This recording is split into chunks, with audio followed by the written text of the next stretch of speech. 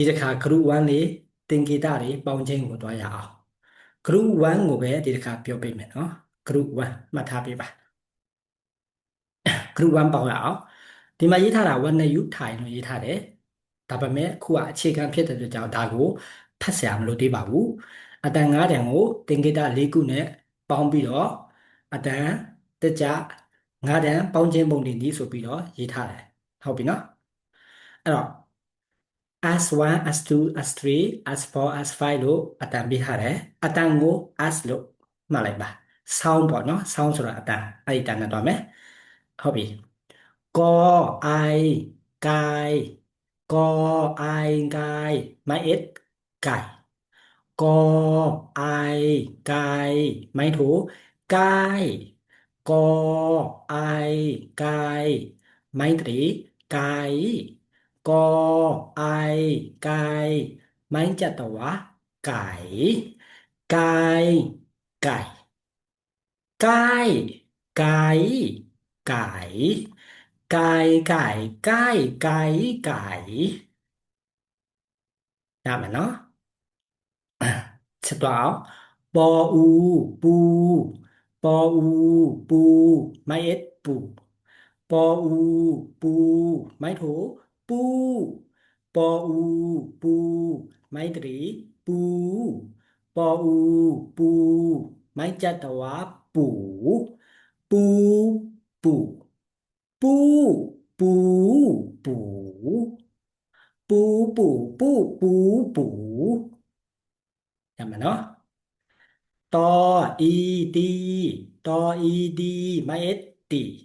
ตออีตีไม่ถูกตีตออีตีไม่ตรีตีตออีตีไม่จัตวะตีตีตีตีตีตีตีตีตีตีตีสระอียาเนี่ยป่ะแม่ตออียาตียาตออียาตียาไม่เอ็ดตียาตออียาตียาไม่ถูกตียาตออียาตียาไม่ตรีตียาตออียาตียาไม่จัตวาตียา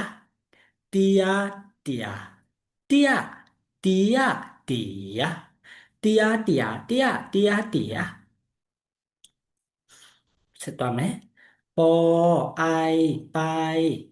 ปอไอไปไม่เอสไปปอไอไป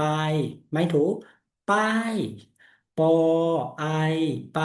ไม่ตรีไปปอไอไปไม่จัตวะไปไปไปไปไปไปไปไปไปไปไปสุดท้ายบอเอือเบื่อบอเอือเบื่อไม่เอ็ดเบื่อบอเอือเบื่อไม่ถูกเบื่อบอเอือเบื่อไม่ตรีเบื่อบอเอือเบื่อไม่จัตวะเบื่อเบื่อเบื่อเบื่อเบื่อเบื่อเบื่อเบื่อเบื่อเบื่อเบื่อเสร็จว่าไหมสระโอวาเนี่ยเปล่าไหมตอโอวาตัวตอโอวาตัวไม่เอ็ดตัวตอโอวาตัวไม่ถูตัวตอโอวาตัวไม่ตรีตัวตอโอวาตัวไม่จัตวาตัวตัวตัวตัวตัวตัวตัวตัวตัวตัวตัวจำมันเนาะอย่างนี้จำไหม ที่ชื่อกาเนาะกากากากากาไก่ไก่ไก่ไก่ไก่ปูปูปูปูปูตีตีตีตีตีเตียเตียเตียเตียเตียไปไปไปไปไปเบื่อเบื่อเบื่อเบื่อเบื่อตัวตัวตัวตัวตัวဟုတ်ပြီဒီနေ့ကပုံတင်นี้တက်ကြတာလေ group 1လေးကိုလာပေါင်းပြတာဖြစ်ပါတယ်အားလုံးပဲရကြမယ်လို့မျှော်လင့်ပါတယ်နောက်ဗီဒီယိုမှာပြန်တွေ့ကြမယ်ခင်ဗျာbye bye ပါ